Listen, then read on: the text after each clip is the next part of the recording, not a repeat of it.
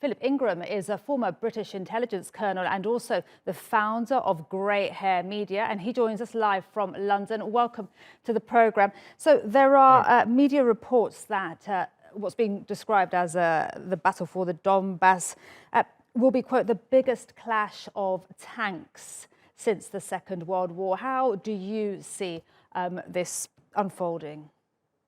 Well, it is. The Russians have moved significant numbers of additional armored units into the disputed Donbass region and just behind them across the border in Russia. And they're trying to then break out from that disputed part to get the geographic boundaries of the two oblasts or regional areas, because the Russians only own between a third and a half of them at the moment, or control that. And those are the oblasts of Donetsk and Luhansk.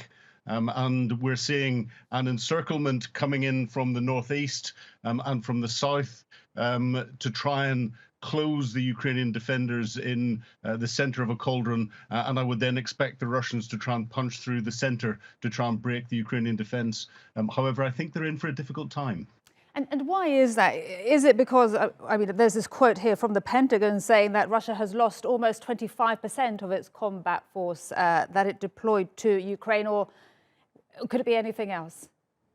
Well, Russia has lost a significant amount of its combat force, and a lot of that is it's newer kit, it's better troops.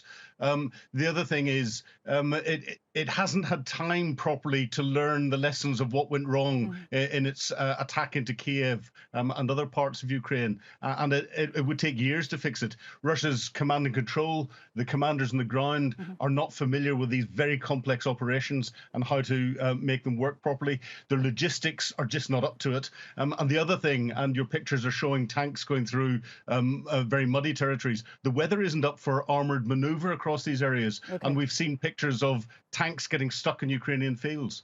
And given that the terrain there, the weather isn't helping, will that give Vladimir Putin that much needed victory that he's saying he needs by May the 9th?